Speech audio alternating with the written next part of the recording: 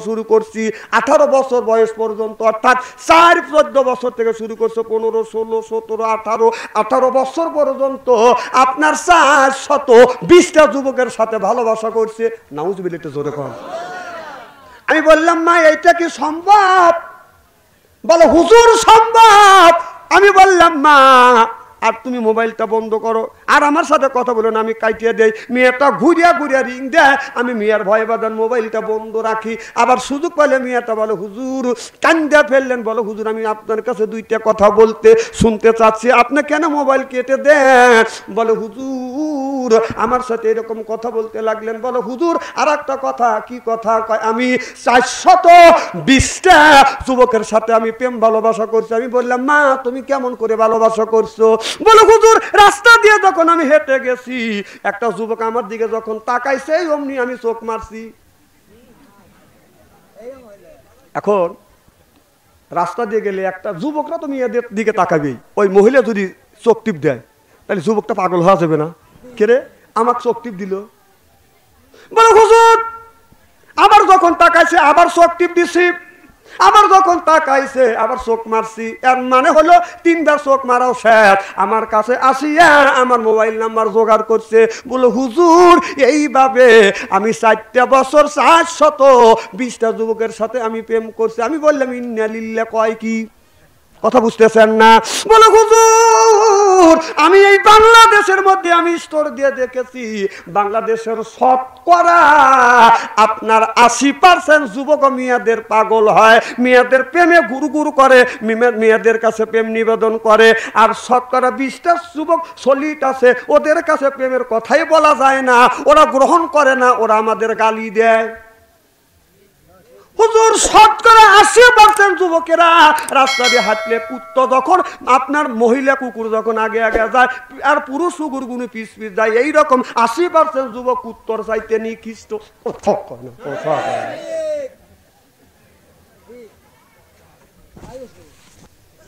বলো হুজুর আর একটা কথা। আমি বললাম কি কথা? আমি বললাম মা তোমার সাথে কথা বলার আমার এনার্জি নাই। কেটে দিলাম, মিয়াটা কেটে দিয়ে মোবাইল বন্ধ রাখলাম। আবার পরের দিন মিয়াটা বাদান আমার কাছে রিং দিয়ে বলে হুজুর কুম যাহারে মহাযন্ত্রণায় পড়ছি। বলে হুজুর 420টা ছেলের সাথে আমি প্রেম ভালোবাসা করিয়া 420টা যুবকের কাছ থেকে আমি 8,60,70 টাকা ওদের কাছ থেকে আমি আদায় করছি। আমি বললাম মা কেমন করে টাকা নিছো? একটা ছেলের কাছে নিছি 2,000, আর একজনের কাছ থেকে 5,000, আর একজনের কাছে 10,000, আর একজনের কাছে 15,000। ওদের সাথে 2 দিন 3 দিন কথা বলছি। টাকা হাতে যখন টাকা আমার হাতে আসছে আমি ওই নাম্বারটা বন্ধ করে দিছি, ওই সিমটা আমি বাতিল করে দিছি। হুজুর এইভাবে 420টা যুবকের কাছ থেকে 8,60,70 টাকা আমি হাতিয়ে নিয়েছি। নাউজুবিল্লাহ, একটু জোরে কর। আমি মোবাইল বন্ধ করে দিলে মা তোমার এই কথা শোনার মতো আর সময় আমার নাই, এখন তোমার উপরটা আল্লাহর গজব পড়বে, আমি শুনলো আমারও পাপ। আর তার সাথে কথা নাই। হঠাৎ করে একদিন এই মেয়েটা, আমি তো মোবাইল টাচ ফোন ব্যবহার করি না, খালি এই বাটন ফোনে বাদান কথা হয়েছে। কথা বুঝতেছেন না? আমি চিনিও না, খালি মোবাইলে কথা বলছেন। কে কথা বলছে আল্লাহ জানে আর ওই জানে, আমি তো দেখিনি তাক। হঠাৎ করে আমার বাড়ি একটা যুবক আর একজন মহিলা মিষ্টি নিয়ে এসে হাজির। সালাম দিলেন, উত্তর নিলাম। আমাকে বলে হুজুর আপনি কি আমাকে চিনছেন? আমি বললাম না মা আমি চিনি। বলে হুজুর আমি সেই মহিলা, আমি 420টা যুবকের সাথে প্রেম করছি। কম নাউজুবিল্লাহ। এই মেয়েটা বসতে দিলাম, মেয়েটাও বসলো, যুবকটা বসলো। আমি বললাম মা যাকে তুমি সঙ্গে করে নিয়ে আসো এই লোকটাকে, এই যুবকটাকে বলো হুজুর এই যুবকটা হলো আমার হাজবেন্ড, আমার স্বামী। আমি চিন্তা করলাম হুজুর কিছু কথা বলার জন্য আসছে। আমি সেট করে উঠলাম, মেয়েটা আমার সাথে মোবাইলে অনেকদিন কথা বলছে, নাকি কথা উল্টো পাল্টা বলছি না, জরিমানা কি কি বিপদে ভালোবে নাকি? কথা বুঝতেছেন না? আমি লা ইলাহা ইল্লা আনতা সুবহানাকা ইন্নী কুনতু পড়া শুরু করে দিলাম। আমি আর কথা বলি না। চিন্তা করতেছি মেয়েটার সাথে কথা বলছি নাকি আমার ভাষায় ভুল হয়েছে। যদি রেকর্ড করে থাকে, যদি মানুষের কাছে প্রচার করে, ইজ্জত আমার চলে যাবে, কেউ আর আমার ওয়াজ শুনবে না। কথা কম, কথা তো ফসকেও দেবে পরে। এবার বলতেছে হুজুর আমি সেই মিয়া 400 20 জন যুবকের সাথে প্রেম ভালোবাসা করছে। আমি বললাম মা তুমি সাইলেন্ট হয়ে যাও। চিন্তা করলাম এই খবর যদি স্বামী শোনে তাহলে এই মেয়েটাকে রাখবে না। একটা মানুষের বউ যদি 420 জন যুবকের সাথে যদি প্রেম আর ভালোবাসা করে, ওই স্বামীকে ওই মেয়েকে আর রাখবে? কথা কয় না, কি কোন রাখবে? এবার মেয়েটা বলে হুজুর মাইন্ড করেন না, আমার স্বামী আমাকে বলবে। আমি বললাম তুমি যে এই যে মেয়েটা তুমি কি জন্য আসছো, এই মেয়েটাকে তুমি বিয়ে করছো, মেয়েটা কি বলে? বলে হুজুর বিবিকে থামা দিলেন, বলে হুজুর আমি বলবো শোনেন। হুজুর এই মেয়েটার সাথে যখন আমার বিয়ে ঠিক হয়ে গেল, আমি একজন ধনী ব্যক্তির ছেলে, এরপরে আমি গ্রামের ডাক্তারি করি, আমি একজন ডাক্তার যুবক, আমি মাস্টার ডিগ্রি পাস করছি, আমার বিবি শিক্ষিত, আমি শিক্ষিত, আমার মা বাবা সম্মানী ব্যক্তি, আর এই মেয়ের মা বাবা সম্মানী ব্যক্তি। যখন আমাদের দুইজনের বিয়ে ঠিক হয়ে গেল, এক সপ্তাহ পরে বিয়ে হবে, ও বাড়িও গরু কিনছে, আমার বাড়িও গরু কিনছে, আত্মস্বজন দুই বাড়িতে দাবা দিছে, কিন্তু শত শত যুবক এসে আমার কাছে বলতেছে যুবক যেই মেয়েটাকে তুমি বিয়ে করতে যাচ্ছ এই মেয়েটা চরিত্রহীন, এই মেয়েটা শত শত ছেলের সাথে প্রেম ভালোবাসা করছে। আমি এই কথা শুনিয়ে মেয়েটাকে বললাম যুবতী তুমি যে আমার সাথে বিয়ে হয়েছে, এখন খবর পাচ্ছি তুমি নাকি শত শত যুবকের সাথে প্রেম আর ভালোবাসা করছো। এবার মেয়েটা স্বীকার করলেন স্বামী আমি শত শত স্বামীর ছেলের সাথে প্রেম ভালোবাসা করছি, তবে আমি সতী আছি। এবার যুবক বলে তুমি যদি 420 জন যুবকের সাথে যদি প্রেম ভালোবাসা করিয়া থাকো, কিভাবে তুমি সতী আছো? ডাক্তার মানুষ তো বলে যে ঠিক আছে, তোর মা বাবার ইজ্জতের খাতিরে, আমার মা বাবার ইজ্জতের খাতিরে আমি তো বিয়ে করব, কিন্তু বিয়ের কাবিল লেখা হবে 10,000। বাসরঘর পর্যন্ত যদি তুই সতী থাকিস তাহলে তোকে সংসার করব, আর যদি তুই অসতী থাকিস তাহলে তোকে আমি ওই দিনই শেষ। আমার কথা কি বুঝতেছে? যুবকটা বলতেছে, আমি শুনে 28 হয়ে গেলাম। আমি বললাম যুবক রাগ করতেছেন নাকি? খোলা খালি ভাবে একটা কথা বলতেছি, যেটা ঘটছে সেই কথা বললে।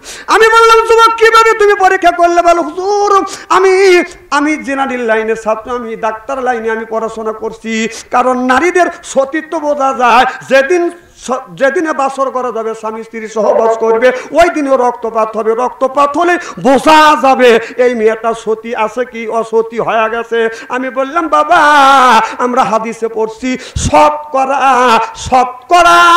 আপনার 90 থেকে 95 মহিলার রক্ত ব্লাড আছে, আর শতকরা 5 থেকে 10% মেয়েদের রক্ত আছে না, ব্লাড আছে না। তুমি এইটা কেমন করে ধরবে? বলো হুজুর এটা আমরা ধরতে পারি যেহেতু আমি ডাক্তার। বাসর করে যখন চলে গেছে আপনার ওই বিছানা, আপনার সাদা একটা চাদর পারছে, স্বামী স্ত্রী সহবাস করছে, রক্তবাদান প্রবাহিত হচ্ছে। এবার ছেলেটাকে বললাম তুমি যে রক্ত প্রবাহিত হয়েছে তুমি যে সতী মনে করলে, কিভাবে এটা বুঝলে? এটা যদি তার মিস এসে থাকে, বলো হুজুর আমার বিয়ে 5 দিন পরে আমার বিবির মাসিক ঋতু হয়েছে, এরপরে আমি হিসাব করে দেখছি 28 থেকে 29-30 দিনের মধ্যে আবার মেয়েদের মাসিক ঋতু ঠিকভাবে হচ্ছে। হুজুর আমি নিশ্চিত আমার বিবি অসতী নাই। মেয়েটা বলে হুজুর আমি যুবকদের শুধু মুখের ফেস দেখাইছি, এরপরে কোন যুবকের সাথে আমি কথা কইছি ঠিক সরাসরি ভাবে কথা কইনি, মোবাইলে কথা বলছি। হুজুর এইভাবে আমি 420 জন যুবকের কাছ থেকে 8,60,070 টাকা আমি হাইতে হাতা নিছি। হুজুর এইগুলি আমি নিয়ে আসি, এই টাকা আমি কি করব? আমি বললাম এইগুলি তোমার ফেরত দিতে হবে। এবার বললো হুজুর আমি ফেরত দিছি, আমি কিছু টাকা ফেরত দিছি, আর কিছু যুবকের নাম্বার পাইনি, তার সাথে যোগাযোগ হয় নাই। আমার এই বিবির এই টাকা দিয়ে কিছু কিছু গরিব মানুষকে আমি গর্ব তুলে দিছি। জোরকান মার হবা। এবার যুবকটা কেঁদে ফেললেন, হুজুর যেদিন আমার বিবিকে আমি বিয়ে করছি শুধু বাসর ঘরে ওই দিন পাইছি, আর কোনোদিনও আমার বিবিকে আমি ঠিক মতো রাত 12টা-1টার পরে আর বেসারাই আমার বিবিকে পাই নাই। আমি ঘুম থেকে জেগে দেখি আমার বিবি যায় নামাজার মাসাল্লাহ বিছাইয়া তাহাজ্জুদ নামাজ পড়িয়া সারা রাত সিজদায় পড়ে আল্লাহর কাছে কান্দে, আল্লাহ আমি কত যুবকের সাথে দুর্ব্যবহার করছি, শয়তানের ধোঁকায় পড়ে যুবক দেখে প্রেমের ফান্দে ফেলিয়া এত গুণী টাকা আমি লুটে নিছি, আল্লাহ তুমি আমাকে মাফ করে দাও। হুজুরা 6 মাস ধরে বিয়ে হয়েছে, একটা দিনও দেখলাম না আমার বিবি তাহাজ্জুদ নামাজ কাজা হয়েছে। সিল্লা সিল্লা কান আল্লাহু আকবার। আমি বললাম মা, আল্লাহ বলেছে ইয়া আইয়ুহাল্লাযিনা আমানু, ওহে যারা ঈমানের বিশ্বাসী, তুবু ইলাল্লাহি তাওবাতান নাসুহা। কোন মানুষ যদি তওবা করে আর বলে আল্লাহ আমি তওবা করলাম, যেই কাম অতীতে করেছি মৃত্যুর আগ পর্যন্ত আমি আর ওই ধরনের কাজ করব না, আল্লাহ অবশ্যই তার জিন্দেগীর জীবনের গুনাহ মাফ করে দেয়। আল্লাহ বলে ইন্নাল্লাহা ইয়াগফিরু যুনুবা জামিয়া ইন্নাহু হুয়াল গফুরুর রহিম। আল্লাহ বলে বান্দা তুমি অন্যায় করছো, পাপ করছো, আমি আল্লাহ আমার কাছে তুমি আত্মসমর্পণ করো, আমি আল্লাহ রহিম নামের গুণে আমি আমার বান্দা বান্দির জীবনের গুনাহ মাফ করে দিলে।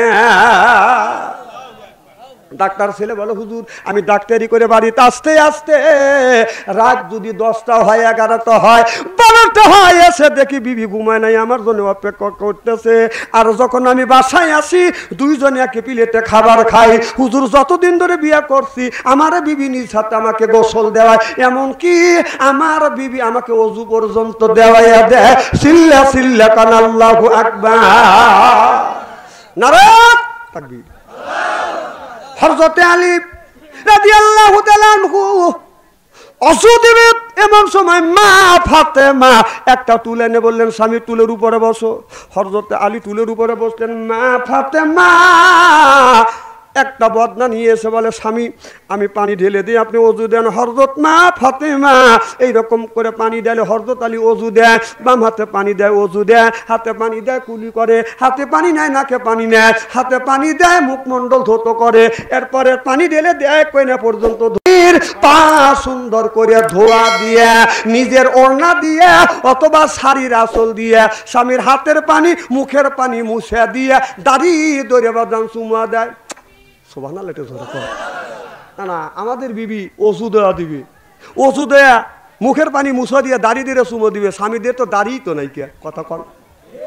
70 বছরিয়া বুড়া মানুষ মুখের দাড়ি কাটে, আছে না নাই?